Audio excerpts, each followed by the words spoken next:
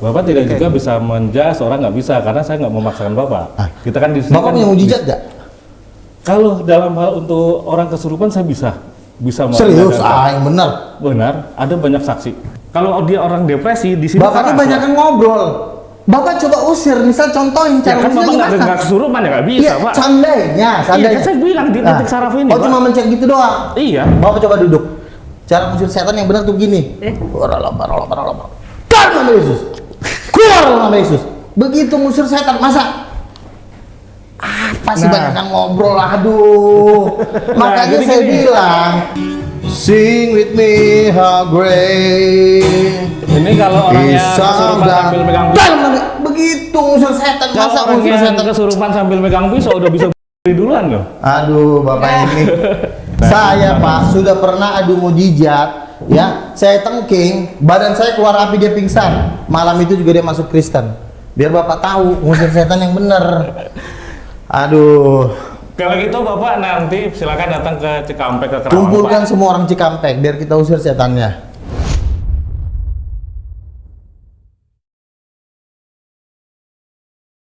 Alhamdulillah, keajaiban pertolongan dari Allah. Kami berjuang selama 3 tahun untuk mengurus perizinan ini.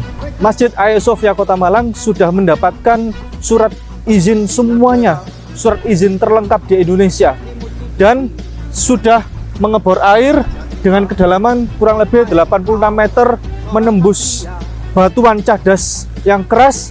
Habis kemarin untuk pengeboran air kurang lebih 160 juta rupiah.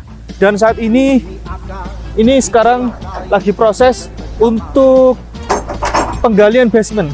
Rencananya akan segera dibangun pondasi. Berkat dukungan dan doa dari Anda semuanya, Masjid Hagia Sophia Kota Malang akan menjadi mercusuar dakwah dan pusat pembinaan mualaf nasional, berada di kawasan puncak tertinggi di Kota Malang dengan view 360. Nilai lebihnya adalah Masjid Hagia Sophia Kota Malang akan menjadi masjid yang ramah untuk semua non-muslim, terutama. Kalau muslim pasti. Jadi nanti di bagian soft belakang akan kami sediakan tempat duduk bagi siapapun non-muslim yang mau belajar sholat atau ingin melihat tentang indahnya ibadahnya orang muslim. Dan tentunya nanti pasti akan kami sediakan pusat informasi kepada saudara kita non-muslim yang ingin belajar Islam. Begitu masuk ke Masjid Hagia Sophia Kota Malang, akan mendapatkan banyak sekali informasi pengetahuan tentang Islam dan perbandingan agama. Dan berdirilah benteng yang sederhana awal untuk mengabarkan kebenaran rahmatan lil alamin.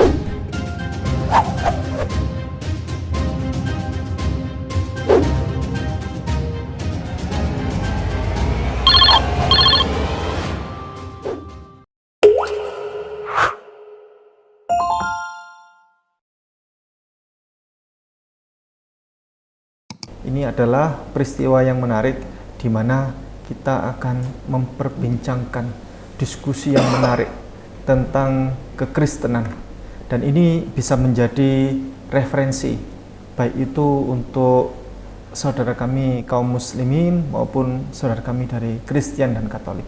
Supaya apa? Yang kaum muslimin banyak yang penasaran tentang Kristen. Anda tidak perlu masuk Kristen untuk penasaran tentang Kristen, tetapi cukup nonton diskusi ini, nonton dialog ini. Karena apa?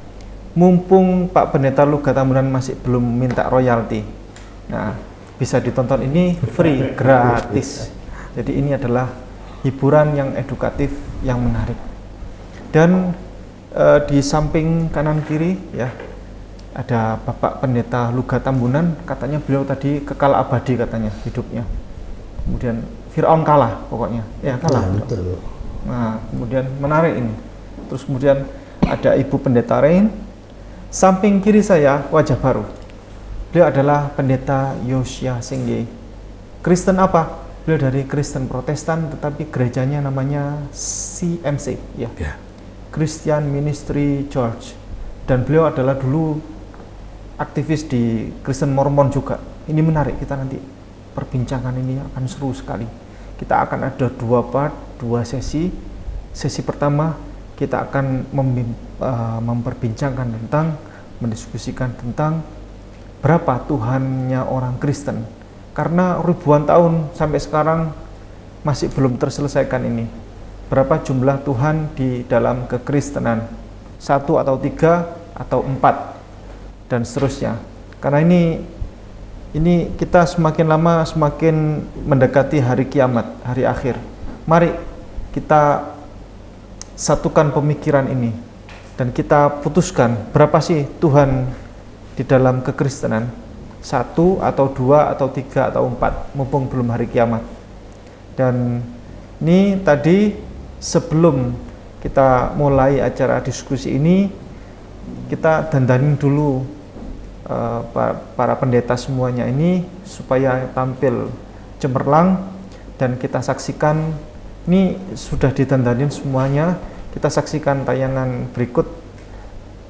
Beliau pakai produk dari skincare Hagia Sophia, Sika Glow Hagia Sophia Micellar Water, membersihkan noda-noda semuanya, termasuk noda kosmetik, noda debu, semuanya biar bersih dulu. Nanti setelah bersih baru bisa aplikasi yang lain. Kita mulai dari Bapak Pendeta Luga Tamburan dulu. Jadi kalau untuk pakai toner itu harus pakai kapas supaya efektif. Kalau pakai tisu bagaimana? Pakai tisu bisa, tapi masih lebih efektif kapas. Mengapa harus pakai toner? Sebenarnya kalau laki-laki nggak pakai toner pun nggak masalah, langsung facial wash, cuci muka ya. Kalau perempuan wajib sepertinya. Kalau perempuan soalnya ada banyak kosmetik, sisa-sisa kosmetik gitu kan, banyak kan gitu. Jadi untuk supaya bersih, benar-benar bersih, harus pakai toner dulu. Laki-laki boleh pakai toner atau tidak boleh. Kalau pakai semakin baik. Nah, sehingga nanti kalau pakai skincare yang berikutnya itu nggak sampai timbul jerawat. Supaya bersih dulu, baru aplikasi yang lain. Misal mau pakai day cream atau apa, itu nggak ada masalah. Itu kita lihat hasilnya. Nah, tolong ditunjukkan. Nah, itu. Walaupun Nabi ternyata punya dosa. Ya. Ya, sekarang Ibu Pendeta Ren. Ini beliau kemarin sudah pakai produknya Hagia Sophia. Pakai, saya suka. Ya. Kalau yang mild cleanser-nya itu benar-benar bersih. Saya bandingin sama produk pembersih muka yang lain yang bentuk sabun cair gitu. Lebih bersih yang ini. Punya Hagia Sophia ya. Dia kan satu paket tuh pakai cica-cica itu ya. Jadi maksudnya kalau satu set bahannya sama itu kan lebih efektif ya. Kasih lihat. Ya. Kotor banget jalan.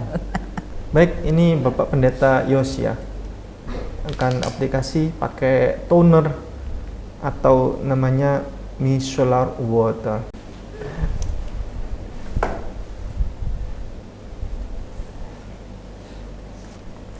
Oke. Baik, terima kasih banyak Pak Aldi, terima kasih. Sekarang kita aplikasi untuk membersihkan wajah biar benar-benar bersih. Ini bisa pakai namanya Sika Glow Mild Cleanser. Ini adalah facial wash, produk dari skincare Hagia Sophia, dan ini non SLS ya, non SLS.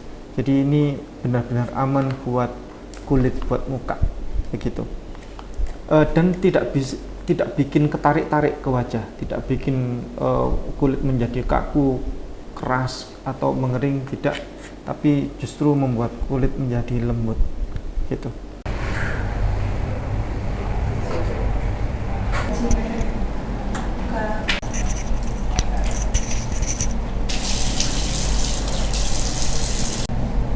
Oh, segar.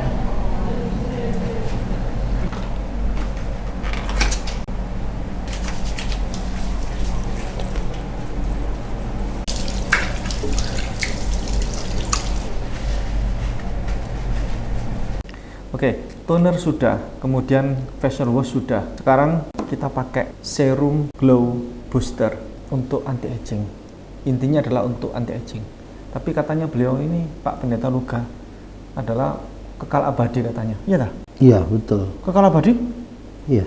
Ini Beliau walaupun katanya kekal ya, Fir'aun kalah katanya. Ini beliau tetap pakai anti aging ya. Iya, betul. Supaya bisa bersih. Awet muda ini berarti ya. Oke. Jadi Glow Booster Hagia Sophia ini direkomendasikan untuk kulit ya yang produksi, terutama produksi minyak berlebih. Dia mampu mengatasi dan menghambat proses penuaan dini. Mengandung kakaduplam, anti aging itu. Dia mengatasi redness, brightening, terus kemudian hiperpigmentasi dan seterusnya. Untuk pelembab sekaligus ya, mengandung vitamin C juga. Bu Pendeta Rin yang lalu sudah mencoba ya. Iya. Bagus kan hasilnya? Ya lebih mulai ada glowing dikit lah. Pakai Hydra C itu apa namanya? Hydra Glow. Ya Hydra Glow. Ya, serum Hydra Glow ya. Iya. Tapi Bu Pendeta Rin belum nyoba yang day cream. Oh Nanti iya, kalau saya coba pakai ya. day cream hasilnya nanti glowing. Oke, Gitu. saya tunggu deh. Masih belum pakai kan? Belum. Kemarin masih pakai serum aja. Iya. kan? Ya, serum pelembab mengandung vitamin C, kakaduplam terutama, melembabkan, mencerahkan, menutrisi kulit, membebaskan diri dari rasa stres, terus kemudian membebaskan diri dari penyakit hutang, pinjol, judol, semuanya insya Allah lunas. Amin. Amin. Amin. Nah ini sekarang pakai serum sudah ya, sesudah serum baru pakai namanya ini Sika Glow Daily Protector. Ini adalah produk dari skincare Hagia Sophia. Kegunaannya untuk krim siang atau bahasa umumnya itu adalah day cream. Ya untuk krim siang. Jadi ini sudah ada anti UV-nya.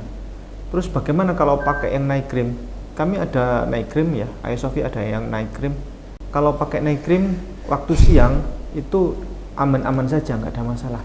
Tinggal ditambahi pakai anti UV ya, atau skin protector ya. Baik, ini sekarang kita aplikasi untuk Pak Pendeta Luka Tambunan. Ini namanya kan punya bapak. Itu punya sendiri-sendiri ya nanti ya. Iya.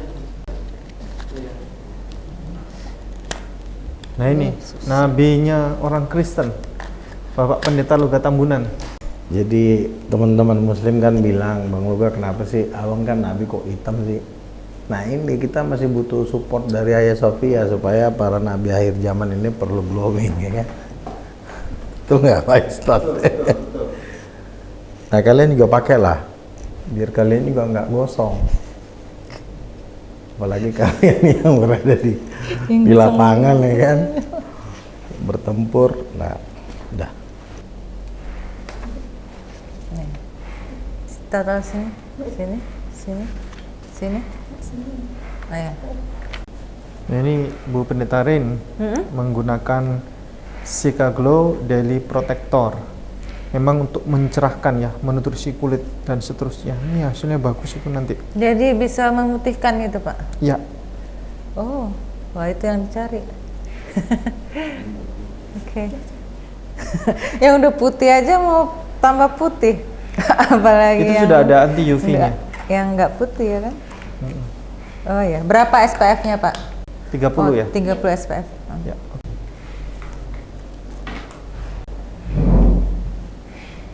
Nah, ini Bapak Pendeta Yosia. Oke, baik, kita mulai acara diskusi pada siang hari ini. Dan kita mulai dari siapa dulu? Dari Pak Pendeta Luka Tambunan dulu. Atau saya mulai dari Pak Pendeta Yosia dulu. Kita ya.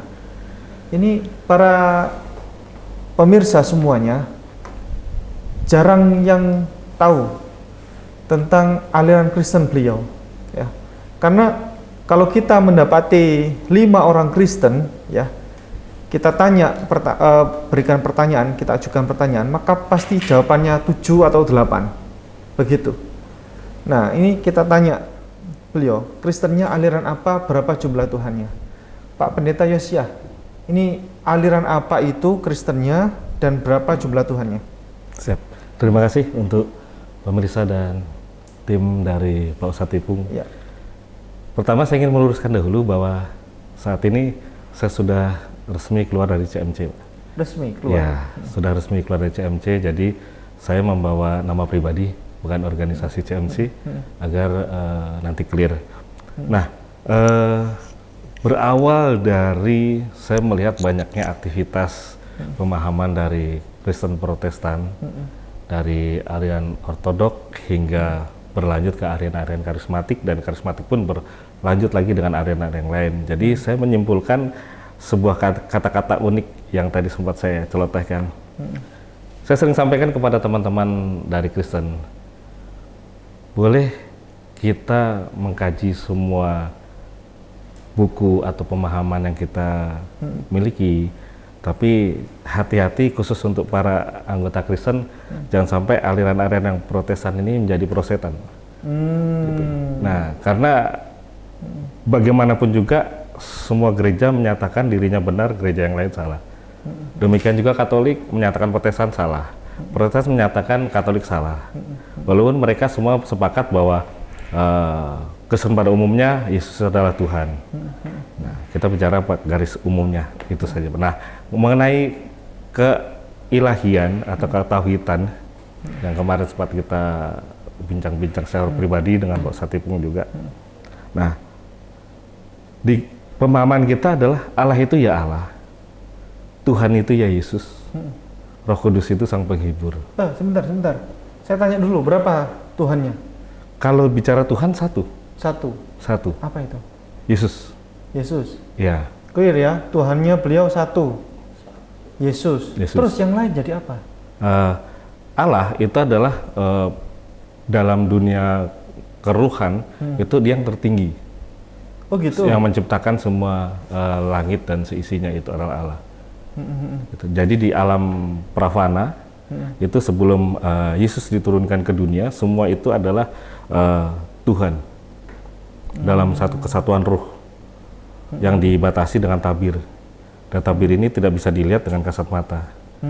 Nah, setelah manusia jatuh dalam dosa segala macam, nah Allah mengutus Tuhan ini yang terpilih, ialah Yesus, turun ke dunia.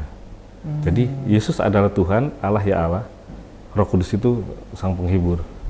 Roh Kudus itu apa statusnya? Statusnya ketika Tuhan sudah tidak ada di dunia, maka komunikasi manusia dengan Allahnya adalah dengan Roh Kudus. Cuman hati-hati jangan salah juga, banyak para pendeta terlalu halu, Pak.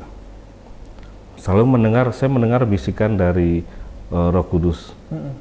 Ini bisikan atau teman imajinasi ya, harus bisa membedakan, gitu. Terus ada yang bilang saya mendapat penglihatan. Nah, ini juga harus dikaji secara psikologi juga, Pak. Gitu, karena banyak sekali, saya tidak sebutkan nama organisasinya, gerejanya, ketika dia mau khotbah atau di saat khotbah dia selalu menyampaikan, semalam saya berhadapan-hadapan dengan Yesus di surga. Halunya terlalu tinggi, gitu. Nah, kalau misalkan nanti ada yang mendebat dari para pendeta, oh saya bicaranya asal segala macam, mengatakan pendeta itu ODGJ, bukan? Ya kita harus berdampingan dengan psikolog, ahli kejiwaan, karena ini perlu yang membenarkan orang itu halusinasi dan tidak itu adalah psikolog.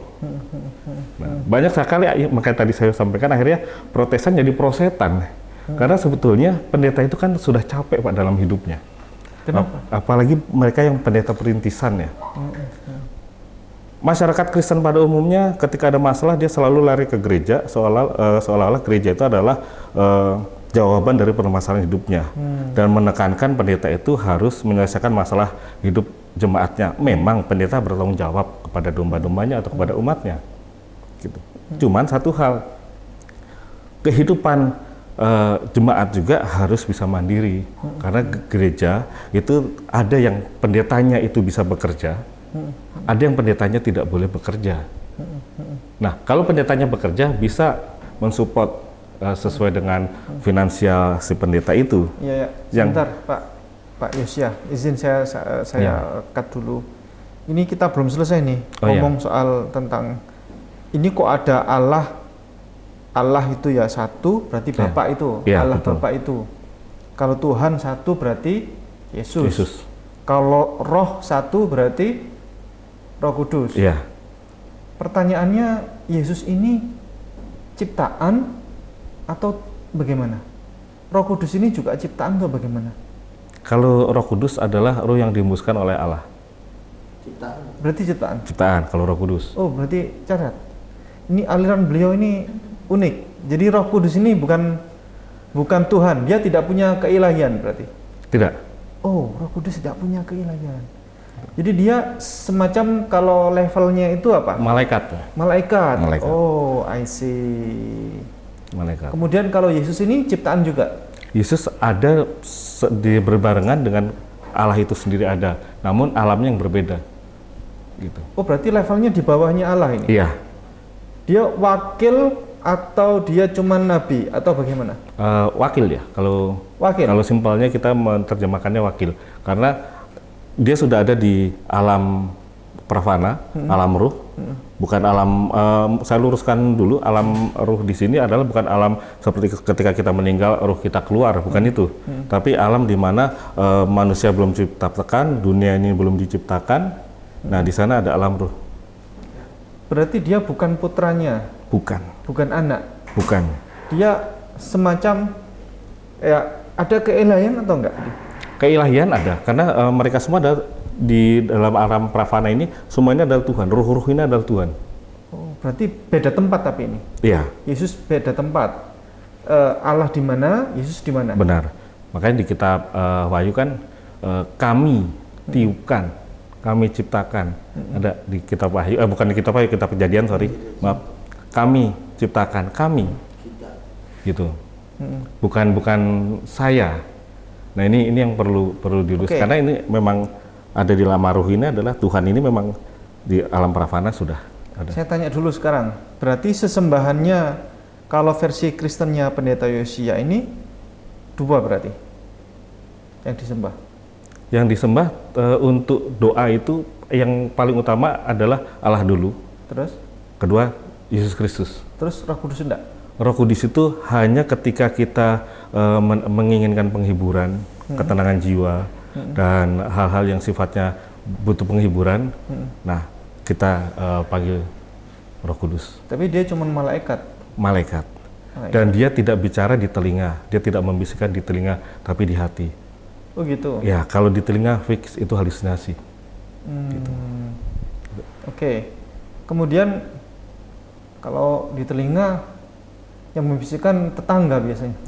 Karena banyak begini Pak Ustadz, ketika pendeta berkhotbah, biasanya kan sebelum berkhotbah ada yang versinya menggunakan bahasa roh dahulu. Iya, iya. Di sini saya tidak menyalahkan bahasa roh ya, karena kajiannya di bahasa roh lain. Nah, ketika pendeta itu biasanya mau berkhotbah, dia berdoa dahulu, terus dia merasa ada bisikan, lalu disampaikan ke jemaatnya. Barusan Tuhan Yesus melalui Roh Kudus berbisik kepada saya menyampaikan ayat ini yang harus saya sampaikan. Yang saya heran kok umatnya pada nggak sadar, gitu. Kan ini udah jelas halusinasi, Pak. Gitu. Jelas halusinasi. Mungkin di komentar nanti teman-teman yang psikologi bisa menyampaikan juga tanggapan saya seperti tadi. Fik, ketika orang mendengarkan dari bisikan telinga, itu bukan malaikat, gitu. Bukan Roh Kudus, bukan malaikat, tapi halusinasi, dan orang ini sudah kategori depresi, Pak. Oh gitu. Iya. Karena kan sebelum ODGJ itu orang depresi dahulu. Depresi ringan, biasanya kurang tidur. Setelah kurang tidur, dia paksakan tidur dengan minum obat, misalkan obat-obat merek tertentu, supaya dia bisa tidur nyenyak. Nah, setelah itu depresinya semakin akut, mendengar bisikan. Berarti kalau nabi-nabi itu depresi juga berarti? Kalau dia bisa terlihat oleh yang lain, tidak. Misalkan gini, ketika di sini ada yang teriak, oh pocong misalkan ya Pak, oh pocong, Bapak bisa lihat, saya bisa lihat, cuma fake itu setan. Gitu. Tapi kalau Daniel dapat penglihatan, temannya nggak ngelihat. Ya. Rasul Paulus dapat penglihatan, temannya nggak ngelihat. nah, begini Pak. Musa juga dapat penglihatan, nggak ada yang lihat loh. Ya karena sendiri dia. Apa? Karena dia sendiri. Waktu Nabi Daniel ada teman-temannya, dia melihat, cuma aku sendiri yang melihat. Nah, kronologinya itu kita lihat dari beberapa sisi dahulu, Pak. Kita bahasnya kan tadi saya versi psikologinya, Pak. Psikologi ini apa? Psikologi ini kan manusia biasa, rakyat jelata. Kenapa Bapak libatkan ke urusan-urusan nabi-nabi? Psikologi sama nabi levelnya tinggian mana? Psikologi itu kan sebuah pemahaman ilmu, Pak. Loh, mau pemahaman ilmu apapun, tapi yang namanya psikologi itu tidak ada urusannya dengan ketuhanan. Betul. Karena urusan dengan ketuhanan itu urusannya nabi rasul.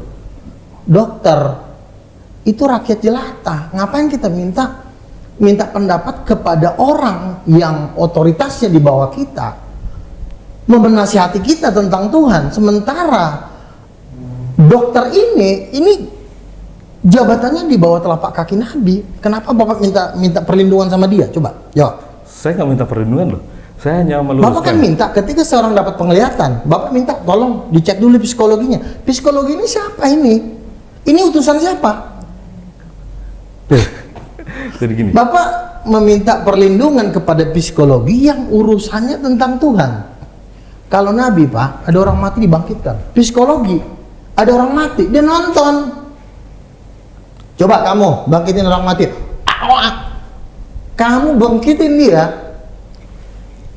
Psikologi itu sampah di mata para nabi. Jadi kenapa Bapak minta pertolongan? Apa Bapak mau menjadikan psikologi jadi Tuhan?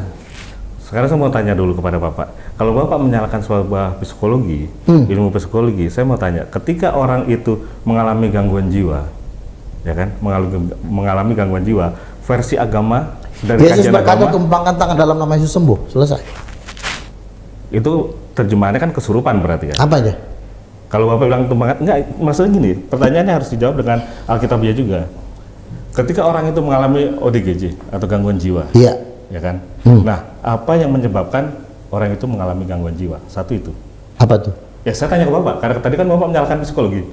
Saya tanya Oke. lagi, Loh, orang itu sekarang begini ya. enggak intinya Ketika seorang mendapat penglihatan, dia udah mendapatkan penglihatan tentang Tuhan, tentu dia juga kan pasti punya mujizat. Dalam nama Yesus orang mati bangkit, dalam nama Yesus orang buta melihat. Mujizat ini menopang penglihatannya dia. Nah sekarang psikologi manfaatnya apa? Satu, mujizat dia nggak bisa.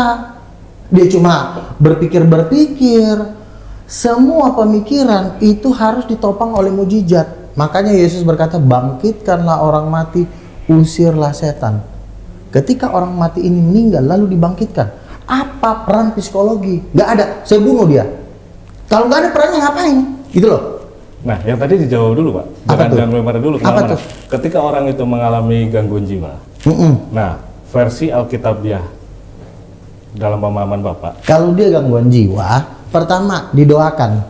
Kalau Apa yang menyebabkan gangguan jiwa? Misal gini, saya batuk.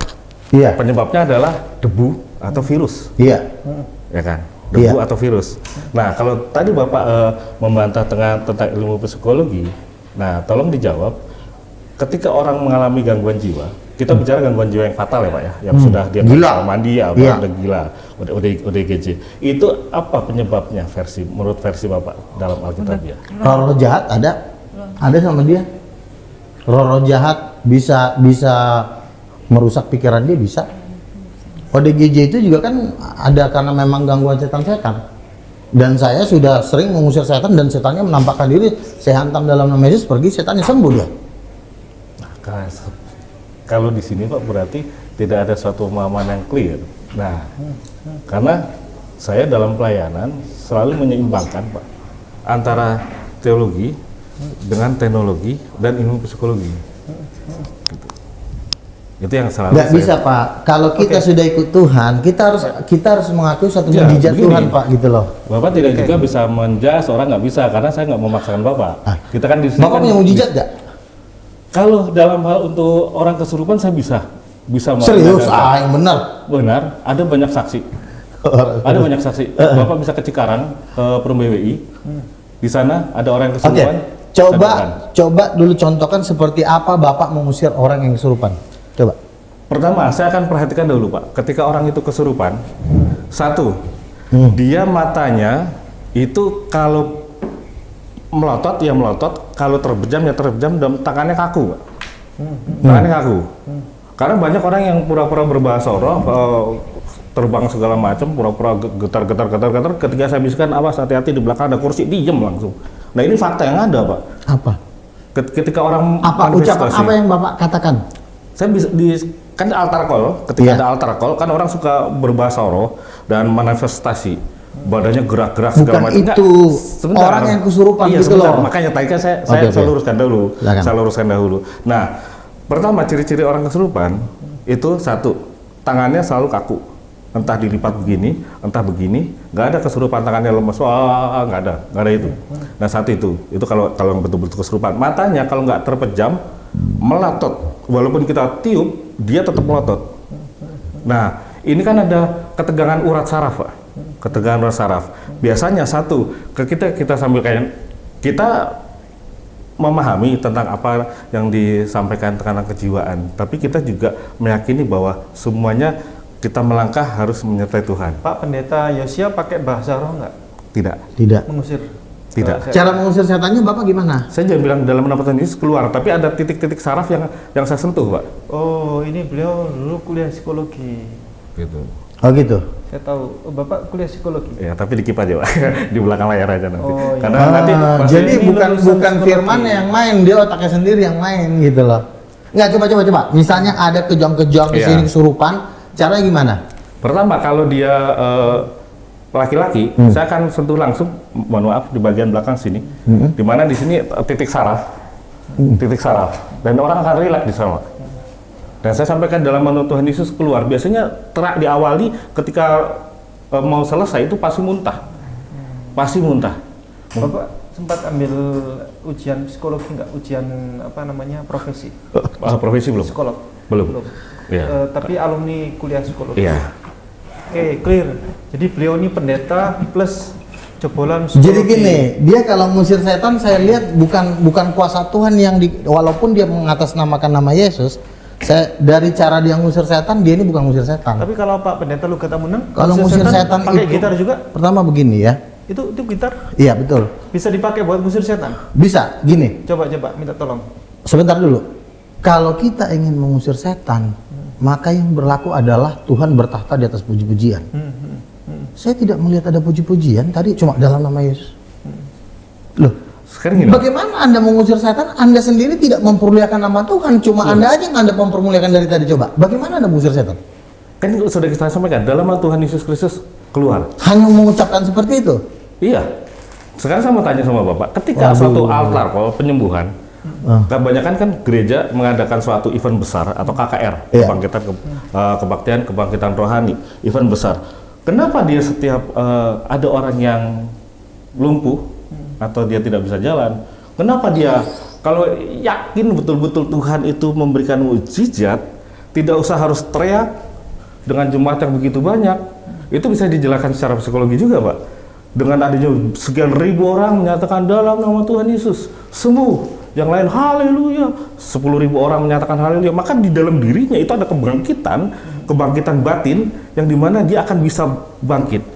Kenapa tidak pernah pendeta? Saya belum pernah melihat ada pendeta yang betul-betul orang lumpuhnya itu dicomot dari bukan rekanan, bukan siapapun. Nah, kalau misalkan Bapak bisa di Cikampek, Pak, nanti ada orang yang lumpuh di Bekasi, di Jakarta, Pangalengan juga ada, itu bisa saya bawakan ke Bapak. Nah, saya belum pernah melihat sampai dengan detik ini, saya tidak menyampaikan bahwa di dalam Yesus tidak ada mujizat, bukan. Kenapa pendeta selalu menggunakan tanpa disadari, mereka menggunakan Bapak tahu nggak? ilmu psikologi? Saya tanya sedikit. Kenapa Bapak tidak berbahasa roh? Ya, Kenapa tidak berbahasa roh? ini bahasanya satu-satu dulu, Pak. Ini jadi melebar kemana-mana. Enggak. Bapak dapat bahasa roh nggak? Mengenai bahasa roh itu, Singkat adalah aja. Bahasa ya. Bahasa roh itu adalah bahasa yang bisa dimengerti orang lain. Bahasa roh yang bisa dimengerti orang lain. Nah, tapi kebanyakan sekarang bahasa roh yang sekarang. Bapak dapat nggak? Kalau Tuhan berikan pasti dapat, tapi kalau tidak ya tidak. Tidak, bahasa roh itu tidak bisa begini, Pak. Kebanyakan gereja ada latihan bahasa roh. Ayo belajar. Nggak. Bapak dapat nggak? Ya. Dapat bahasa roh nggak? Kalau Tuhan berikan dapat, tapi kalau Tuhan tidak berikan tidak dapat. Enggak. Sekarang Bapak dapat nggak? Kalau saat ini saya tidak, tapi ketika Oh, waktu tidak. tertentu, waktu tertentu, Begini, ya, Pak, bisa. ya. Masalah gini Pak, bahasa roh itu kebanyakan pada ngaco Pak. Ngaconya gini, orang belajar semua itu diajar, tidak ada. Harusnya bahasa roh itu, bahasa roh yang benar adalah ketika dia menggunakan bahasa asing yang tidak diketahui oleh orang lain, tapi ada orang lain lagi yang bisa menerjemahkan itu, gitu, yang bisa menerjemahkan itu. Gitu. Nanti salah satunya di orang-orang Mormon itu kenapa dia orang dari luar negeri bisa dengan mempelajari bahasa lokal itu hanya waktu 2 minggu. Oke, saya Intinya Bapak tidak dapat bahasa roh. Bahasa roh itu bisa juga Sebentar. dimengerti orang. Saya kasih Ya. ayatnya. Betul, tapi bahasa rohnya itu kebanyakan bahasa yang berulang-ulang. Intinya Bapak nggak dapat kan? Kalau saat ini tidak. Iya. Kalau saat Manfaat ini tidak. bahasa roh tahu nggak apa manfaat bahasa roh? Ini Itu pertanyaan. membangun diri sendiri, memperkuat roh Bapak. Makanya ketika Bapak mengusir setan, misalnya saya sedang kesurupan, ya, Bapak contohin cara ngusir setannya berapa? Nanti saya contohin cara saya ngusir setan. Coba. Tapi harus bisa membedakan Pak antara orang betul-betul Bapak usir kesurupan. aja dulu. Sebentar, harus bisa membedakan antara orang yang betul-betul kesurupan dengan orang-orang yang depresi. Pak. Seandainya Bapak, Ya. saya kesurupan, Ya. bagaimana cara Bapak mengusir Oke, setan? Coba, siap. coba. Nah, di dalam tubuh manusia, Pak, di sini ada titik saraf di bagian punggung. Mungkin ini bisa dipraktekkan juga kepada pendengar juga, Pak, penonton juga. Hampir sama dengan teknik ruqyah, Pak. Hampir sama dengan teknik ruqyah. Dan biasanya teknik ruqyah ada yang dari sentuhan depan, ada yang dari perut dinaikkan ke atas. Nah, kalau saya di sini ada titik saraf. Udah gitu aja. Kalau orang Sunda bilang walikat.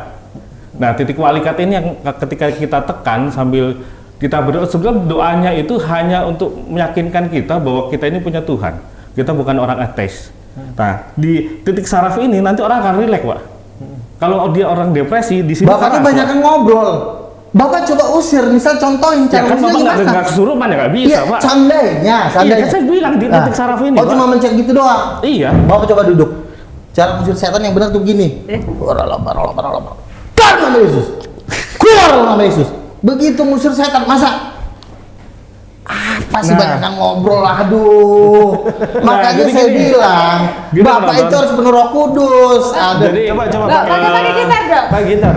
Biar roh psikologinya Ini keluar. cara Jadi mengusir gini, setan. jadi tapi gini loh pakai ya. gitar. Kami kalau ngusir setan itu kita nggak fokus ngobrol, kita nggak fokus, kita fokus menyembah Tuhan. Bisa gini. Jadi gini, Pak. How great is our God? Sing with me, how great Ini kalau orangnya is our kesurupan God. sambil megang Begitu ngusir setan, Kalau masa orang ngusir yang setan? kesurupan sambil megang pisau udah bisa berdiri duluan loh. Aduh, Bapak ini. Malaikat Jadi yang gini. pegang. Gini, saya ingin sampaikan Jauh. ke penonton juga. Saya Pak sudah pernah adu mujizat, ya. Saya tengking, badan saya keluar api, dia pingsan. Malam itu juga dia masuk Kristen. Biar Bapak tahu ngusir setan yang benar. Aduh. Kalau gitu Bapak nanti silakan datang ke Cikampek ke Karawang. Kumpulkan Pak. semua orang Cikampek biar kita usir setannya. Yakin Jadi Bapak, kalau kita Bapak bisa gini, ini masalah harus dibuktikan secara fakta ya. Saya ingin segala sesuatu ada fakta bukan hanya Saya di media sudah sosial. sering Sekarang mengadu gini. mujizat dengan dukun di Tanah Batak. Nah, Jadi, itu kan versinya Bapak yang saya tidak melihat secara kasat mata. Jadi nanti kita agendakan Pak di Cikampek kita ada Bisa, orang-orang bisa. yang ODGJ, ya kan? Ada orang-orang ODGJ, nanti kita kumpulkan juga. Kebetulan kita ada komunikasi juga dari teman-teman Sinau Urip. Sinau Urip itu adalah teman-teman yang mengumpulkan ODGJ yang nanti dibawa ke rumah sakit jiwa. Nah, itu bisa nanti kita agendakan tanggal berapanya. Saya pengen lihat fakta. Jadi yang cuma omong-omong. Jadi begini terus. Pak, iya kan. Saya kan Gitu. sudah buktikan sendiri kepada Bapak, orang yang berbahasa roh itu kuasanya nyalinya 10 kali lipat daripada orang yang tidak bisa berbahasa roh. Makanya Masalah ketika gini. saya suruh Bapak cara ngusir setan, Bapak cuma megang-megang begini, ya gimana, setan ini naga. Kita harus ngusirnya dengan kuasa, nggak bisa coba saya tusuk-tusuk begini. Itu Nanti kan- Bapak dicakar balik, hati-hati loh. Itu Ya, kan sama versinya aku Bapak. mau ini ya. Kami ini Iya, tukang iya. ngusir setan. Yang tadi. Kan Bapak gini, bilang Pak. bahasa roh tidak dimengerti. Ada Besok- ayatnya nih. Iya. 1 Korintus 14 ayat 2. Siapa yang berkata-kata dengan bahasa roh tidak berkata-kata kepada manusia tetapi kepada Allah. Sebab tidak ada seorang pun yang mengerti bahasanya. Oleh roh ia mengucapkan hal-hal yang rahasia. Ya tapi yang jadi masalah yang tadi itu Pak, bahasa rohnya itu akhirnya orang membuat bahasa roh itu dibuat-buat. Kita jujur-jujuran aja. Nggak gitu. usah lah dulu, Bapak ngomong cerita yang di ujung. Bapak sedang berdialog dengan Izin saya. saya cut dulu. Iya. Saya penasaran. Siap. Anda tadi mengusir setan dengan menyebut nama Yesus. Tuhan Yesus, Kan ya. begitu. Sedangkan Yesus ini levelnya kan di bawahnya Allah. Anda bilang sendiri tadi. Iya. Ya beda tempat dan Betul. levelnya ini di bawah. Kenapa Anda tidak menyebut nama Allah saja? Jadi gini Pak, ada di dalam dunia ini kan simpelnya gini, ketika kita urusan jalan rusak, apakah kita ngebel presiden? Kita cukup bupati aja, Oh gitu. gitu. Simpelnya kan begitu. Nggak ada toilet SD rusak, langsung presiden yang kita kontak supaya datang, nggak perlu. Ada camat, ada dinas UPTD. Salah. Bisa kudeta dong berarti. Ya, Kan bukan atas kudeta. nama Yesus. Sertifikat atas nama Yesus. Kalau rumah Bapak udah sertifikat atas nama saya, Bapak masih berkuasa nggak atas rumah itu? Itu nggak bisa jawab deh. Enggak, bukan begitu Pak. Kan dalam nama Yesus. Berarti Betul. atas kuasa itu, atas kepemilikan sertifikat atas nama Yesus. Kalau rumah BPKB udah atas Ini- nama Yesus, Ini bukan ilustrasinya jangan ke rumah Pak. Jadi kesannya apa ya? kan Bapak ngomong atas nama Yesus. Betul. Atas nama Yesus itu apanya? Kuasanya kan? Iya. Mengusir setan. Nah, berarti kuasa milik siapa sekarang? Milik Yesus dong. Betul. Bisa dikudeta nggak Bapak? Di- Bisa dong dikudeta. dalam keilahian nggak bisa semudah itu Pak. Loh, kan Itu kan- Bapa memilih Yesus memberikan segala kuasa di sorga dan di bumi, Matius 28 ayat 18. Bisa dikudeta nggak? Tapi Bisa. Tapi keilahian itu nggak semudah apa yang Bapak Berarti pikirkan Bapak itu, salah Pak. tadi ngomongnya. Berarti Yesus itu bukan pembantunya Allah, main comot dijadikin Tuhan. Itu namanya pembantu. Bukan Tapi pembantu. anaknya, kalau Bukan. anak nggak bisa kudeta. Itu orang pilihan Pak. Apa? Orang pilihan roh anak yang atau dipilih. pembantu? Anak atau pembantu? Saya tidak bilang anak, tidak bilang pembantu. Lalu apa? Harus jelas Orang dong. yang ditugaskan. Yang ditugaskan itu apa? Ya, Pembantu atau anak? Bukan. Coba Oh, nggak tanya. jelas dia. Biar jelas. Bapak ini Sebentar. Bapak menyembah Yesus apa tidak? Gitu aja dulu. Tuhan Yesus, iya. Menyembah Sebentar. Yesus juga. Sebenarnya saya garis bawahi dulu nih. Kehadiran saya di sini, Anda mau menyerang saya secara pribadi atau kita mau diskusi tentang keilahian? Saya tidak menyerang Gitu. secara pribadi. Karena Bapak dari- sendiri dari pun tadi- tadi udah ngomong prosetan, kita diam aja kok. Karena tadi Bapak ketika saya tawarkan kalau benar Bapak membuat mujizat, oke, kita agendakan sekarang tanggal ini biar nanti bisa di live kan. Ya, kita Sebelum Sekarang ke situ tanggal- kita Enggak ya Bapak, Sebentar. tolong tadi dari tadi bertanggung saya jawabkan dipotong. dulu omongan Saya- Bapak. saya dipotong. Ah, izin, iya. izin, saya potong dulu. Oh iya. Kita dengarkan adzan. Siap. Iya, iya. Ini adzan asar. Saya sudah sholat zuhur Oh, iya. plus asar karena saya musafir ya. Iya. Baik, kita lanjutkan. Dan tadi kita terputus ada di komunikasi tentang apa itu penyembuhan atau mengusir setan dan lain sebagainya. Saya ingin lebih mengerucut lagi. Saya mau bertanya tentang kesimpulan bahwa dari Pak Pendeta Yosiah berarti Tuhannya cuma dua dong. Iya. Cuma dua. Nah, pemirsa, beliau Tuhannya dua. Kristen tapi Tuhannya dua. Allah Bapa sama Yesus Kristus. Tapi dua ini tidak sama. Jadi Yesus ini wakilnya. Begitu. Ada statusnya itu seperti level satu presiden, satunya wali kota begitu. Ya, Jadi kalau ada simpelnya lapor-lapor, beliau ingin yang terdekat, lapornya ke Yesus. Yang terdekat versi lokalnya begitu. Kristen. Allah Bapa itu statusnya sangat tinggi sekali begitu, Ya. kurang lebih. Beliau ini Tuhannya tiga. Allah Bapa, Putra, Roh Kudus. Begitu. Terima nggak Roh Kudus cuma ciptaan katanya? Makanya dia menghilangkan status kakak. Kakak ketuhanan dihilangkan. Kakak, kartu keluarga. Kalau kakak udah dihilangkan, maka misalnya sama seperti saya, nama saya dihilangkan di kakak, sehingga saya sulit mendapat ahli waris. Nah ini sama kasusnya. Status Bapa dan Yesus dihilangkan dia kakaknya hanya sebagai antara bos dengan hamba. Iya kan? Bos dengan hamba kan? Karena dibilang ditugaskan, berarti diperintah. Nah, jadi memang ini sebenarnya kasusnya Sama dia dengan Protestan. Bapak tadi bilang saya nggak suka prosetan. Ya ajarannya sama sebenarnya karena statusnya Bapak dengan Yesus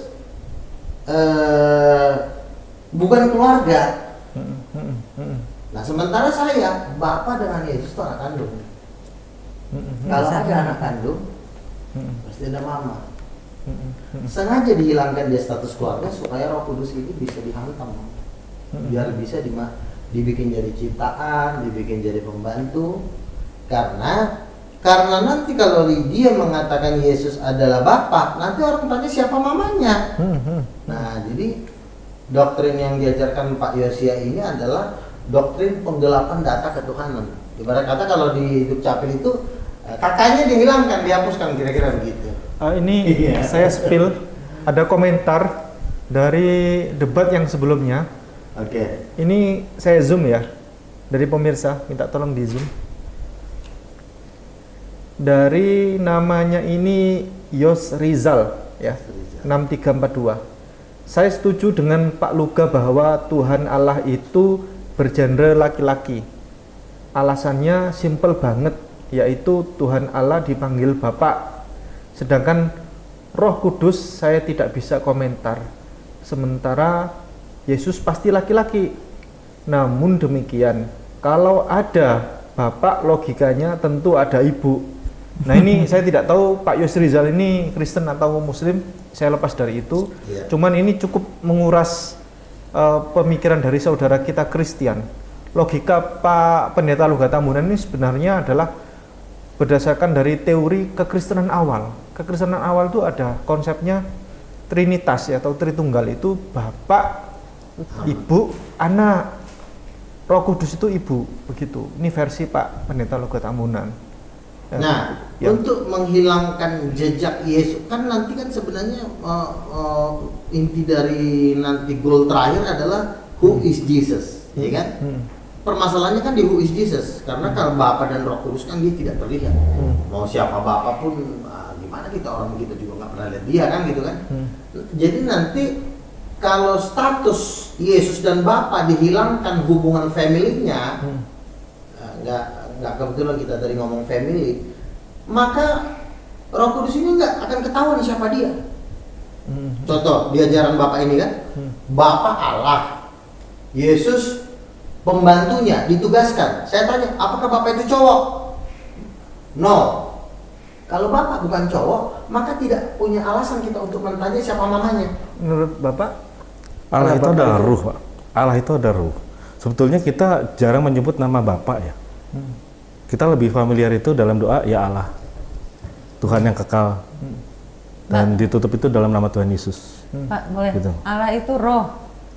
Memangnya Bapak nggak roh juga? Nggak ada roh di dalamnya? Kita kan juga semuanya Betul. ini makhluk roh Iya, sebenarnya. saya Cuman menggunakan tubuh bahasa itu yang mudah sebagai dimengerti ya. bungkus aja. Saya menggunakan bahasa yang mudah dimengerti. Mungkin kalau dengan teologinya, yaitu seperti zat yang tidak bisa disentuh dan tidak bisa dilihat oleh apapun.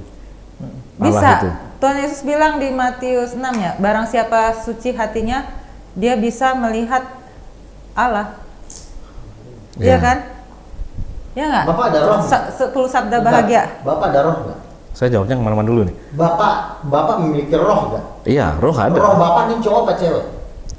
Kalau roh itu tidak berbentuk, Pak. Loh, suara Bapak aja suara laki-laki. Sebentar, kalau roh itu tidak Oh, Matius berbentuk. 5. Enggak, Ketika- yang membuat Bapak ini bicara ini roh Ketika- Bapak atau badan Bapak? Kalau ruh itu tidak berbentuk, tidak berbentuk laki-laki dan dia tidak memiliki Enggak, jenis kelamin. saya tanya ini, Tapi Bapak ketika kan- masuk ke tubuh jasmani, yang dimana jasmani itu laki-laki, dia bentuk jasmaninya adalah laki-laki. Ketika dia masuk, rohnya tidak berjenis kelamin. Suara Kalau roh- Bapak yang keluar ini roh Bapak bukan? itu pita suara, Pak.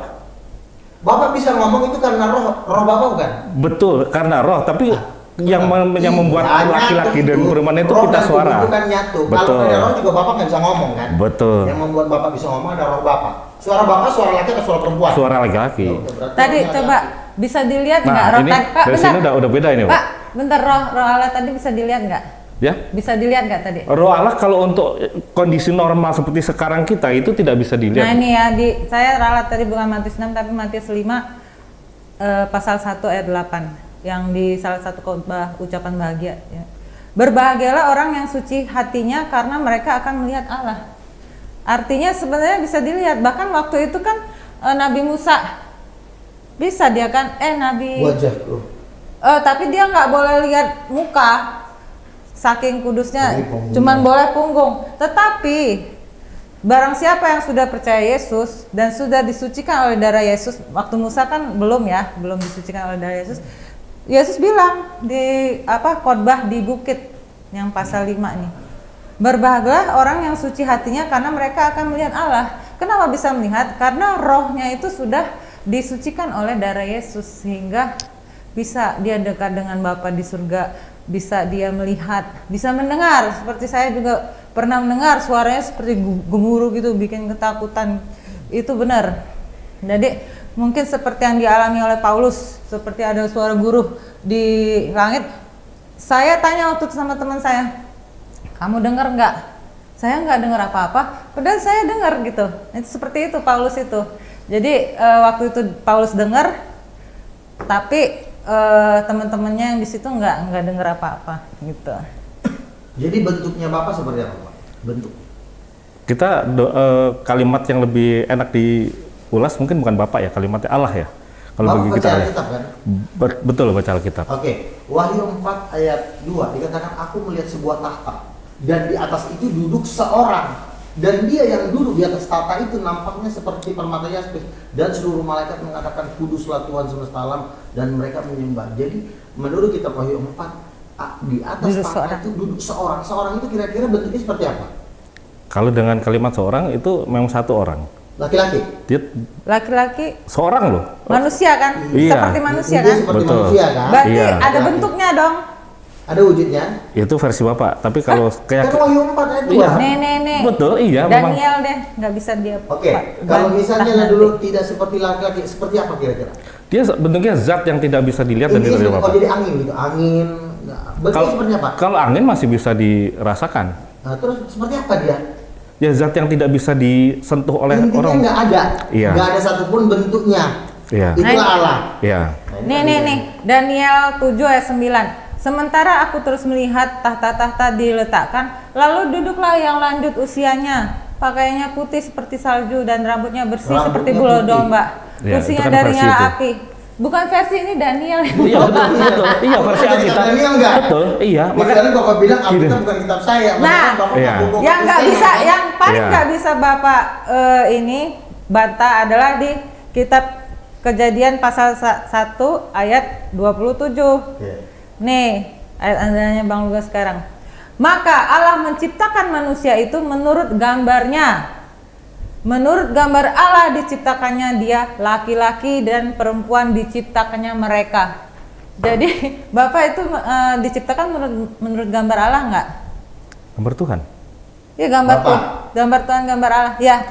Kan gini Bu, Manusia. Tuhan Di dan Allah sini itu beda. kata-katanya, di Iya. sini kata-katanya Betul. Allah. Elohim. Iya. Elohim itu jamak. Betul. Jadi ada Bapa, ada Roh Kudus, ada Di sini kan Yesus. Allah. Iya. Manusia Banyak. itu diciptakan menurut gambar Allah, betul Betul. apa enggak? Serupa dengan gambar Tuhan, iya. Nah, Saya katakan berarti Tuhan ya. berarti kan Berarti gambar Allah Bapak seperti juga apa? seperti manusia dong. Enggak beda Bu. Bentuk- Kan tadi saya sudah Bukan sampaikan. segambar. Ya. Kan gini, kan tadi saya sudah sampaikan ke Ibu dan Bapak bahwa silakan Anda memiliki argumen, saya memiliki argumen. Dan Masalahnya argumen Bapak kan sebentar. bawa nama Alkitab. Bentar, jangan dipotong dulu. Oke, saya Ya. aja, Kalau Bapak. saya selalu pakai ayat Pak Iya, biasanya. kalau saya santai, Argumen Bapak yang saya. tadi nggak ada spasi Iya. kita ngomong. Iya. Dari pembukaan tadi saya sudah sampaikan bahwa Allah dan Tuhan itu berbeda.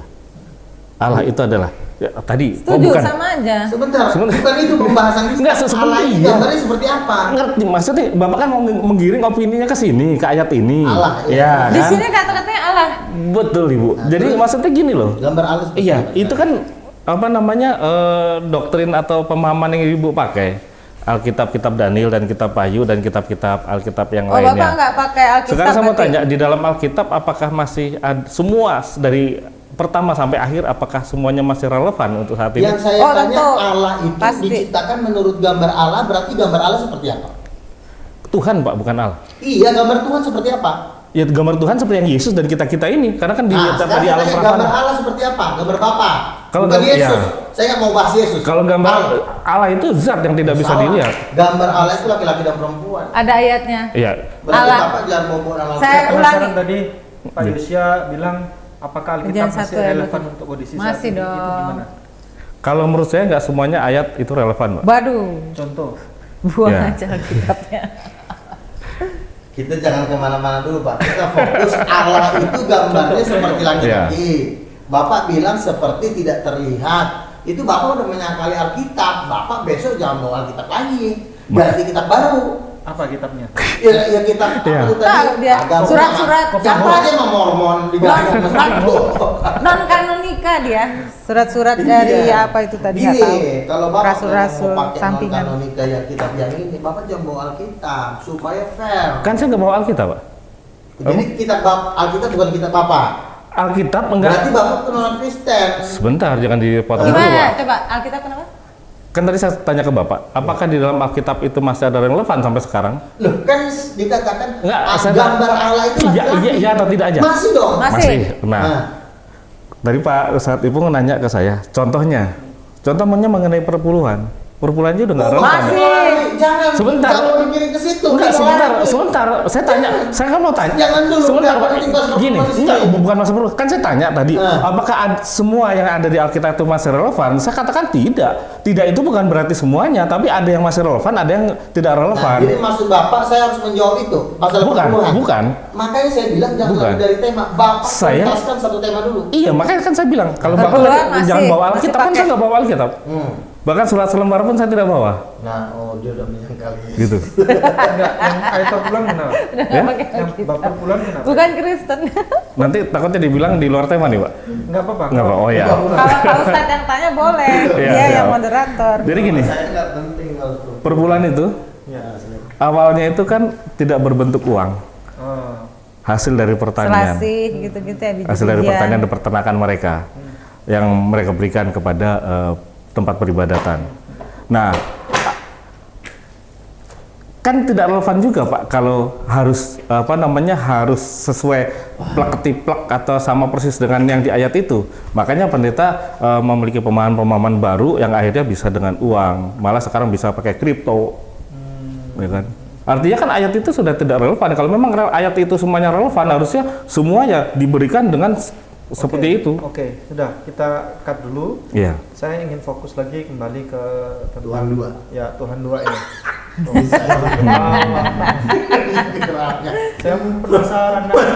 Dia Tuhan satu, Tuhan pun Tuhan tiga. Lanjut. Kemarin Pak Hendritan Tuhannya satu. Oh, satu. Cuma ya. Yesus doang, ya. Oh, iya, Sekarang iya. ini dua muncul ini. Iya. Kristen Tuhannya dua. Iya. Kapan- Tapi kapan- hubungannya apa antara bos sama pembantu? Kapan-kapan kita ingin undang Tiga-tiganya. Tuhan Empat. Tuhannya empat. Dari Katolik. Oh, ada. Buat Iya. pemirsa siapapun saudara Oh, kami Mama Maria, ya. Katolik ya yang kami sayangi, yang Tuhannya 4 tambah Bunda Maria 1, Iya.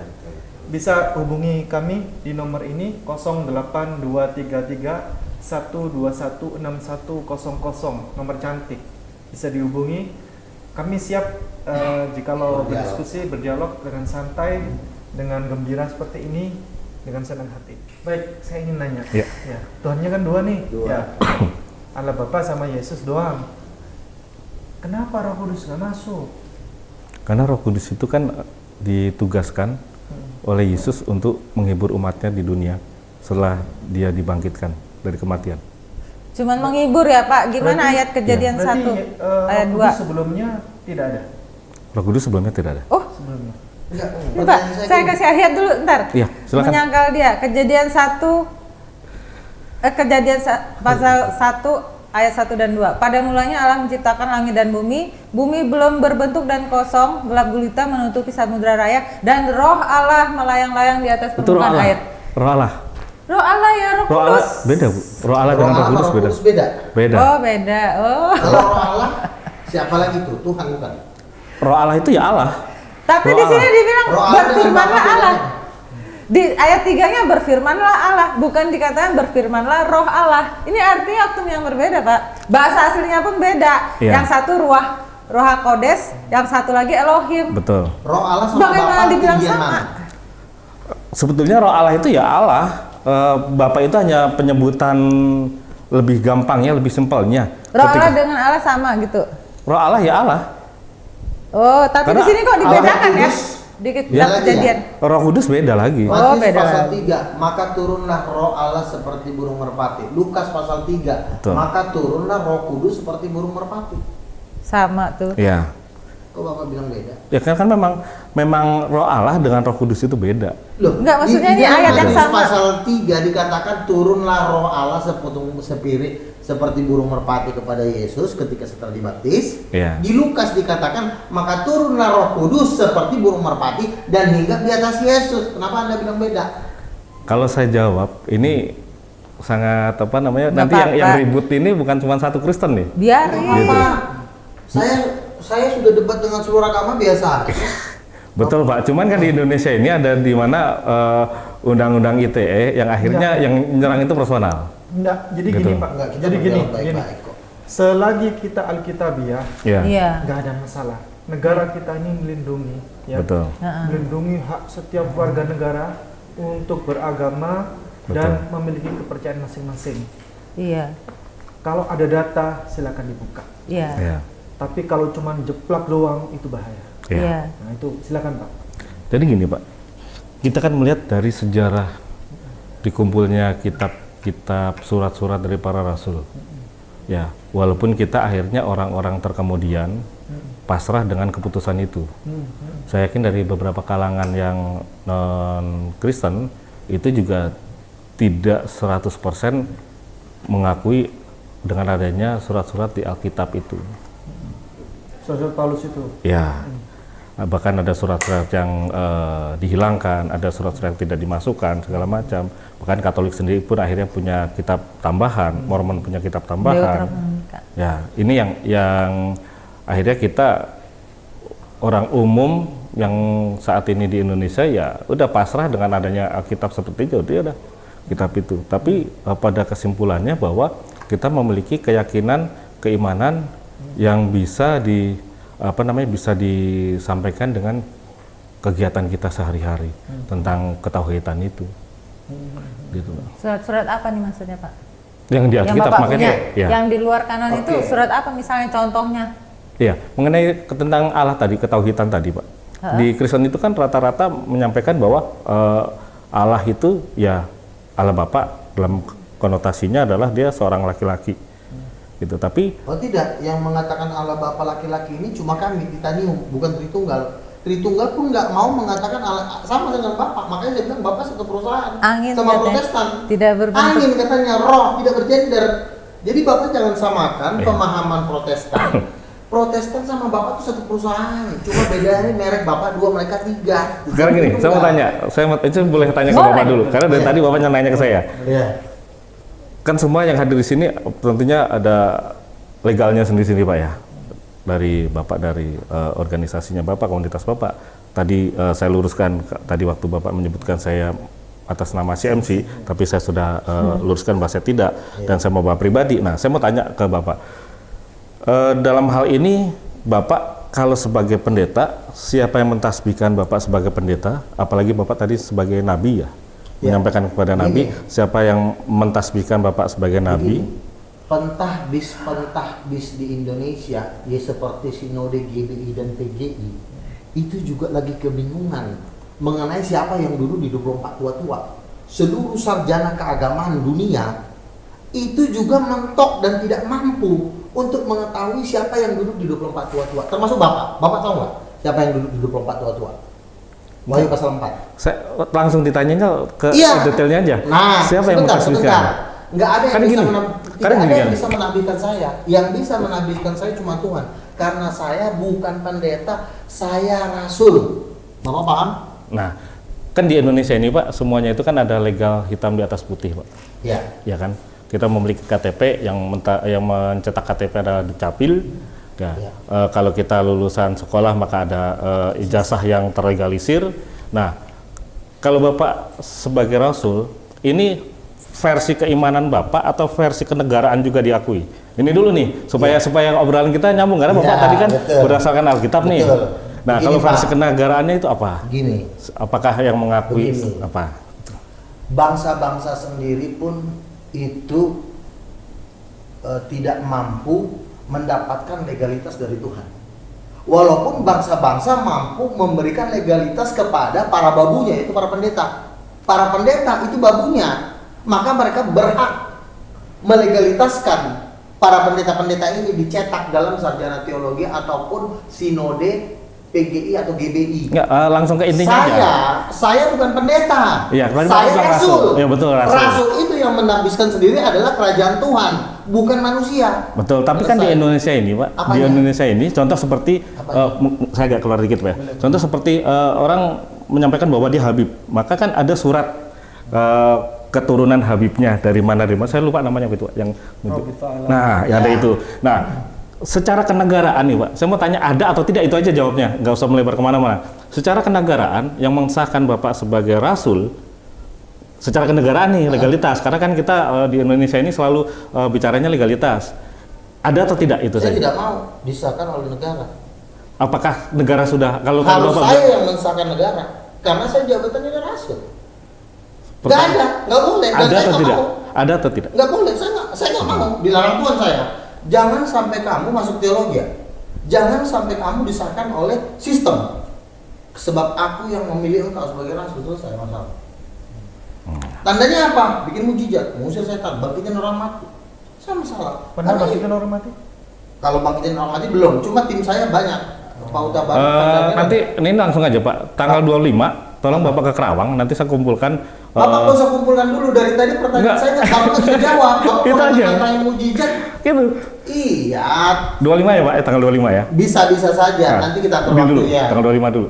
Deal dulu, Nggak tanggal apa-apa. 25 di Kerawang. Ah. Oke. Iya, artinya dari tadi pun pertanyaan saya Bapak tidak bisa jawab. Jadi apapun aja Bapak nantang saya, kecuali Bapak. Saya nggak datang. Saya dari tadi menjawab apa yang Ya Bapak kalau tanyakan. hanya saya disuruh mendoakan saya pasti datang. Ya kan, asalkan Bapak yang undang, kita datang satu tim bisa. Nggak masalah buat saya. Izin nanya, itu tadi Roh Kudus rupa dengan burung merpati. Tapi pertemuan kita sebelumnya kemarin Roh Kudus rambutnya panjang. Wanita. Kemarin ada satu orang Katolik, dia bercermin, tapi bukan fotonya yang dia lihat, bukan gambarnya dia. Bang, aku dan Tuhan bilang dia itu adalah gambar Roh Kudus, wanita yang sangat cantik bermahkota. Jadi sudah ada lima orang bahkan lebih yang mendapatkan penglihatan kalau Roh Kudus itu perempuan yang sangat cantik. Nah makanya agama-agama itu ataupun gereja itu menggelapkan data ini. Kenapa ya? Tentu para gereja juga sudah ditipu oleh satu setan yang namanya Maria Marguela. Maria Marguela ini adalah jenderal nomor 3-nya Lucifer, itu tinggalnya di Lautan Pasifik. Ini adalah setan yang sangat ganas dan dia masuk melalui agama-agama. Dialah biang kerok yang menghilangkan Roh Kudus sebagai perempuan, karena setan ini pun perempuan. Nah, namanya Maria Marguela. Maria Marguela inilah yang sering menampakkan diri dalam penglihatan Bunda Maria dalam kesaksian Mukendi. Kalian bisa baca di Google, Sekolah Rahasia Lucifer. Jadi dukun Mukendi ini dulu berkawan sama Rosa, itu nomor 2-nya Lucifer, Maria Marguela nomor 3. Rosa tinggalnya di langit, Maria Marguela tinggalnya di Lautan Pasifik. Nah, itu adalah timnya dia, maksudnya dia dibantu oleh dua sosok malaikat yang jatuh ini untuk melemparkan roh jahat ke setiap gereja.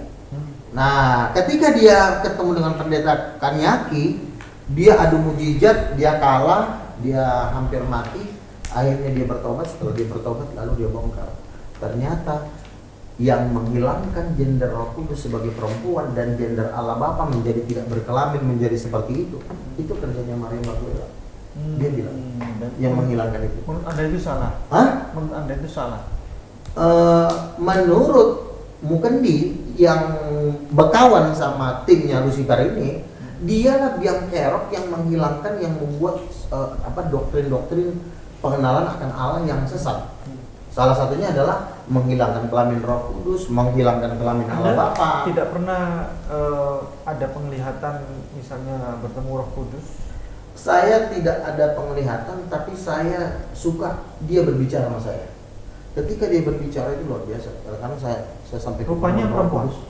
Apa? Rupanya Enggak, perempuan? kalau untuk Roh Kudus itu cuma suara aja.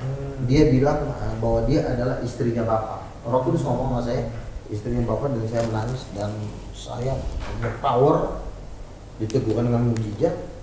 Nah, tapi kalau beberapa nabi-nabi yang lain itu dapat penglihatan, beda-beda memang. Ada yang dapat penglihatan, ada yang enggak. Kalau saya kan penglihatannya mungkin yang lain kan. Kalau ini memang ada spesial yang untuk fokus perempuan ini ada. Pertanyaan saya, kenapa ini suami istri kenanya cuma satu doang? Karena begini, di dalam kekekalan itu memang yang ada cuma 3, Bapa, Anak, dan Roh Kudus. Ini udah memang dia punya memang gennya udah gen Tuhan. Nah, jadi gen Tuhan ini memang Tuhan menetapkan dia memang, kalaupun Tuhan punya anak, ya kita ini sebenarnya anak-anaknya. Tapi anak yang dikasih porsi yang kecil gitu loh. Ya kan, ala-ala kecil, Tuhan-Tuhan kecil. Berbeda dengan Yesus yang memang sudah ada dari kekal. Itu memang dia punya full ketuhanannya full, dia ikut menciptakan alam semesta. Nah, kalau kita kan tidak, tapi mirip-mirip dengan Tuhan. Kita bisa bikin mobil, bikin ini dalam versi kecil. Jadi kalau Tuhan itu ingin beranak, dia tidak beranak, tapi dia menciptakan anaknya cuma satu, karena begitu besar mengaruniakan anaknya yang tunggal. Jadi kenapa tidak anak banyak? Ya Tuhan maunya seperti itu udah ketetapan dan hukum Tuhan. Dan kalau pengen dia punya teman, ya diciptakan malaikat, dia ciptakan manusia seperti itu. Anda setuju tidak dengan pernyataan beliau bahwa Roh Kudus itu Tuhan? Tidak, Pak. Sama sekali. Sama sekali tidak. Tidak setuju sama sekali. Tidak. Tidak sepakat. Tidak. Saya tanya dulu, Roh Kudus itu menurut Bapak gendernya apa? Ya, Gendernya Roh Kudus apa? Roh Kudus itu ya roh. Ya, gendernya apa? Ya tidak. Kalau roh itu tidak bergender, Pak. Ada ayatnya nggak? Ya, Roh Kudus tidak bergender. ada. Roh Kudus tidak. Ya. Coba di ayat mana? Oke.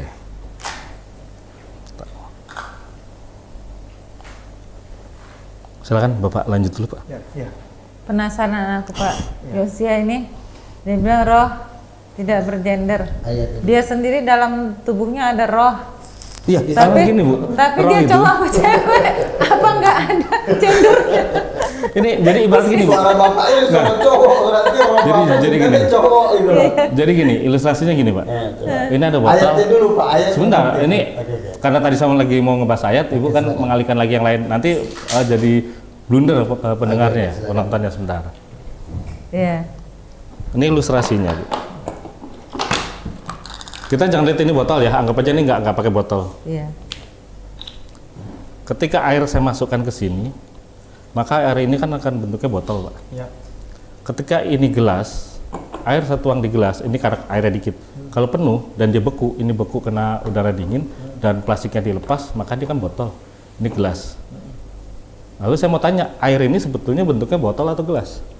Ini dulu. Saya mau tanya, Jadi air ini aku tanya dulu, Bapak berarti kalau roh Bapak masuk ke dalam tubuh perempuan, Bapak berubah dari laki-laki jadi perempuan begitu? suara pasti akan beda, Bu. Karena roh itu tapi Misalnya, rohnya jadi perempuan. Bapak tadi kan Bapak mau kan dipindahin rohnya kepada Ren misalnya.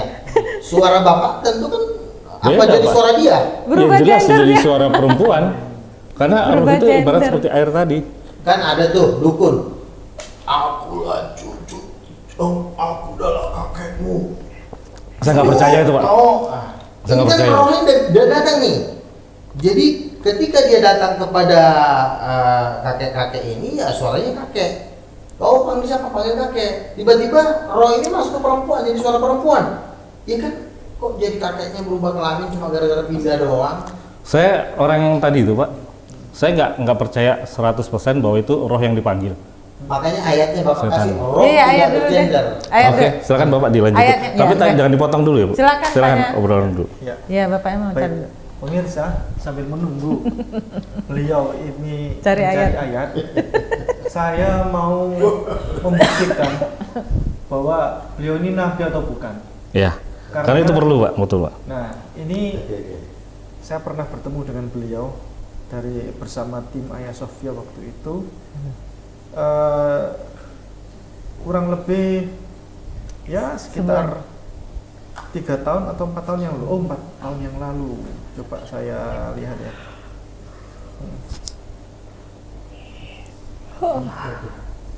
Ya, ini 4 tahun yang lalu.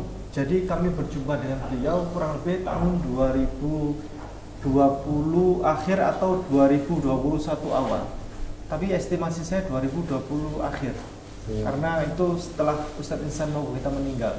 Jadi 4 tahun yang lalu lebih ya. Kita akan lihat.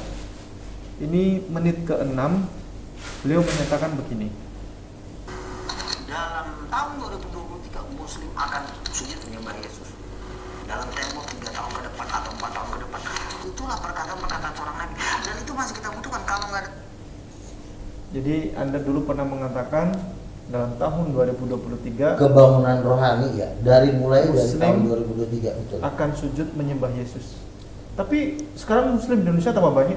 Begini, kan saya bilang di situ sebenarnya saya tidak mengatakan tahun 2023. Mulai dari tahun 2023 itu akan terjadi kebangunan rohani. Seluruh Muslim akan banyak menyembah Yesus. Sekarang, Bapak tahu nggak apa yang dikatakan oleh Juma? Apa? Roh Kudus perempuan masuk akal. Uniripa mengatakan Roh Kudus perempuan. Wow, keren banget.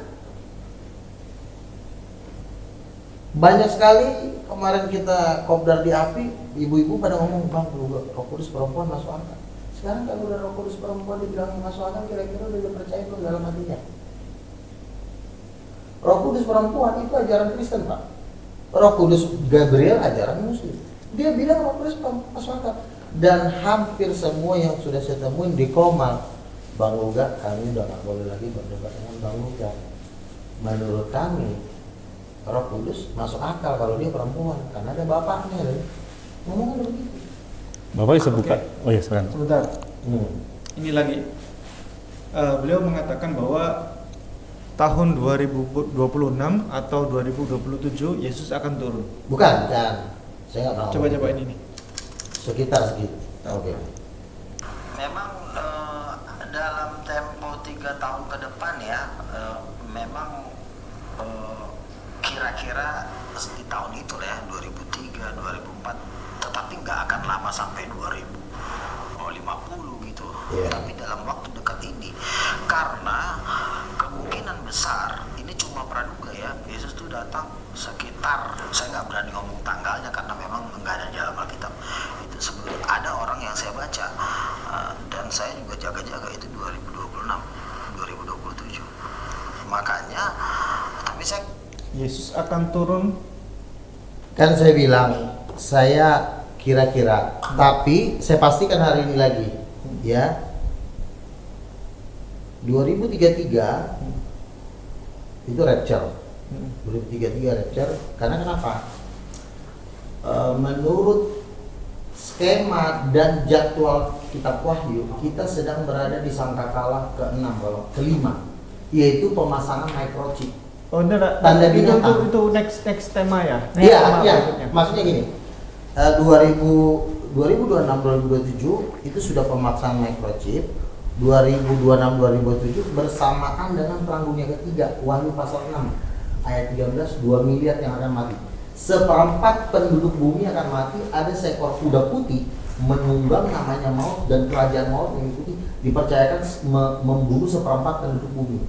Nah, baru di Wahyu pasal 9 dikatakan ada bintang jatuh itu memukul sepertiga penduduk bumi dengan perang, dengan juga kelaparan. Jadi perang dunia ketiga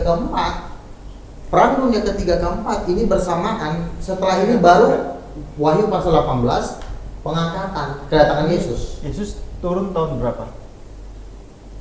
Sekitar 2000, sekitar ya, maksudnya saya artinya banyak juga nabi-nabi yang juga sepakat memang tidak sampai 10 tahun lagi. Sekitar 2023. Ini tahun 2026, katanya 2027.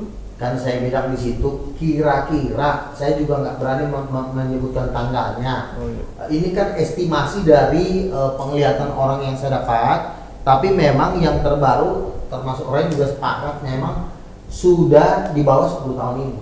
Dan itu juga saya sering ngomong, gitu loh. Oke. Nah, Baik.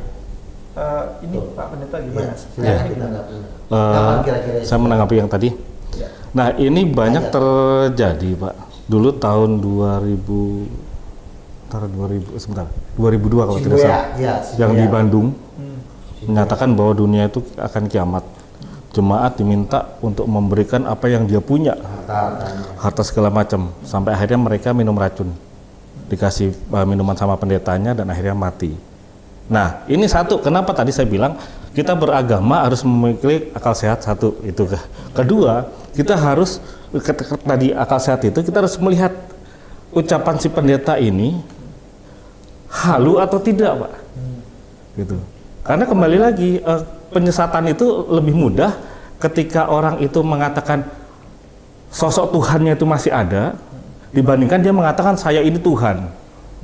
Nah, ini yang perlu penonton juga khususnya yang umat Nasrani, tolonglah ketika kalian punya pendeta, apalagi pendetanya karismatik dan sering mengatakan Tuhan Yesus berkata kepada saya, Roh Kudus berkata ada solusi ternyata Bapak. Ini punya gitu. solusi. Lalu kapan datangnya? Ya? Kapan datangnya? Saya tidak tahu. Lebih gila lagi, dia nggak tahu. Lebih parah nggak? Saya nggak tahu kalau kapan. Kalau saya nggak tahu, bisa 2,5 juta tahun lagi, bisa 6 juta tahun lagi, editan 5.000 tahun lagi. Lebih gila dia. Benar nggak? Nah, ini- kalau kita mau jadi gini. mendekat 2018, namanya orang saking rindunya, jangan-jangan cewek gue datang nih. Orang saking cintanya sama Tuhan, oh jangan-jangan tahun segini.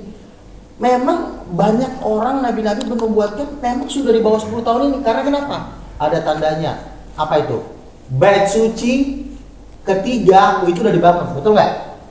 Dikatakan apabila bait suci siapa? Di Matius pasal 24, apabila Antikristus berdiri di bait Allah, bait suci baru dibangun, Pak, di Israel. Yang Sekarang? akan dibangun di Dome of the Rock itu, yang di Sekarang? Aksa itu. Udah mulai dibangun? Sudah mulai dibangun. Nah, ketika itu Buktinya Pak, Hah? datanya mana? Kan ada tuh yang foto-fotonya mereka lagi di bawah tanah. Mereka Dibangunnya mau di bawah membangun, tanah. mau kapan kan saya nggak tahu. Intinya mereka mau membangun. Itu sesuai dengan Di yang dasarnya mau udah. Ketika itu dibangun, dikatakan akan berdiri antikristus yang akan menyatakan diri sebagai Allah. Itu udah terjadi belum? Itu lagi dibahas. Berarti itu kan tandanya. Kalau ada tanda, Bapak nggak bilang-bilang begini. Harusnya Bapak bilang, loh, kalau udah ada tandanya. Sekarang pemasangan microchip 666 udah terjadi belum? Sudah terjadi. Vaksin itu barcode-nya 666. Microchip itu sudah mulai di Inggris. Bahwa barang siapa tidak memakai ID card 666 itu tidak bisa dapat pekerjaan. Itu menggenapi Wahyu pasal 14. Binatang itu akan mendesak memakai tanda 666. Berarti kita sudah masuk di Wahyu pasal 14. Berarti sekarang tinggal 2 lagi momen yang harus kita lewati, Perang Dunia Ketiga. Ya, banyak orang mengatakan nubuatan tahun depan. Benar nggak? Kita lihat. Donald Trump sudah kirim tentara ke Venezuela. Rusia juga sudah mau perang. Dan kalau itu pecah Perang Dunia Ketiga, 2 miliar yang akan mati. Bapak tahu nggak? Nggak tahu. Berarti kita mengikuti skemanya kita punya. Berarti udah sangat dekat. Jangan bilang nggak tahu. Setidaknya Bapak bilang gini, saya nggak setuju memang dengan si Buaya, tetapi setidaknya memang udah dekat banget, itu masih masuk akal. Tapi kalau Bapak sebagai pendeta ditanya jemaat, kapan dia sudah tahu? Saya nggak tahu. Wah, kacau ini. Yang lebih kacau Bapak. Kacaunya gimana? Coba. Gini, Pak. Enggak, Kebanyakan ayat-ayat, para saya oh, ya, belum ini. ayatnya, dibacakan. Yohanes Kita tutup dulu. Ya. Yohanes pasal 4 Pak ayat 24 coba Bapak. Allah itu roh, barang siapa menyembah dia harus menyembahnya di dalam roh dan kebenaran. Nggak ada di sini dikatakan tidak berkelamin. Nah, di sini kan nggak ada sebutan berkelamin, Pak. Apanya? Yang tadi Bapak bilang. Bapak kan bilang Gini. Allah itu tidak berkelamin. Mana Iya, di sini? karena kan di sini penggunaan Di sini tidak figuratif. ditulis. Makanya di sini kan penggunaan figuratif, tata bahasa. Karena memang Allah itu tidak berkelamin, Di Pak. ayatnya di mana? Nggak ada di sini dibilang Allah itu roh, roh itu tidak berkelamin, itu nggak ada ayatnya. Di sini kan Allah itu roh. Barang siapa menyembah yang Dia, tidak berkelamin itu Pak cuma HP sama batu Pak. Kucing aja ada kelaminnya. Bapak ini gimana sih? silakan. Kucing itu ada kelaminnya, apalagi Tuhan. Baik, Ya. apapun Tunggu dulu. Sebentar, tadi yang kita, di kita nanti next Bukan, maksudnya yang tentang Satu ayat, nggak apa-apa. tentang dia bilang kacau kalau bisa bisa tahu kedatangan Tuhan. Padahal Saya nggak bilang katakan di kacau. sini 1 Tesalonika 5 ayat 4. Saya tadi nggak bilang kacau loh. Apa tadi Bapak istilahnya? tadi bilang sama saya kan kacau, lebih kacau lagi Bapak. Nanti bisa Gini, bisa maksudnya saya bilang kacau itu gini. Banyak orang-orang para penafsir, apalagi seperti orang-orang indigo juga Pak. Mereka ketika melihat suatu perkembangan dunia, baik itu melalui media massa, melalui media elektronik dan lain-lain, dia menyimpulkan, dia menafsirkan cocokmologi, dicocok-cocokin dan dia mentafsirkan sendiri. Kalau tafsiran itu benar, maka dia bilang ini memang penglihatan segala macam. ayat, ya. Tapi ketika itu meleset, udah tuh banyak lebih parah dalilnya. kalau nggak tahu sama sekali. Nih. Tapi ngajar. Nih, tetapi Ya. kamu saudara-saudara, nih 1 Tesalonika 5 ayat 4 sampai 5 ya. Tetapi kamu saudara-saudara, kamu tidak hidup dalam kegelapan sehingga hari itu tiba-tiba mendatangi kamu seperti pencuri. Karena kamu semua adalah anak-anak terang dan anak-anak siang. Kita bukan orang-orang malam atau orang-orang kegelapan. Artinya kalau kita dekat sama Tuhan, kita bisa Tuhan ngasih tahu kok anak-anak kecil aja udah banyak yang mimpi. Baik. Bahwa Tuhan Yesus akan datang. Kita next.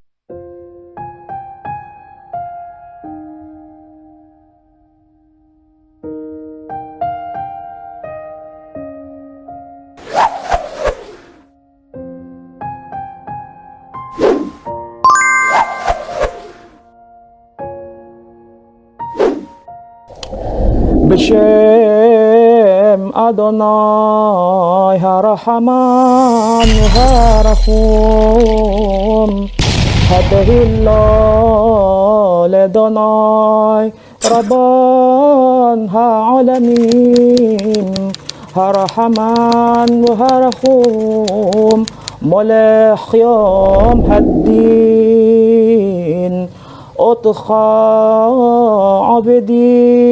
عبديم وبخا مستيعين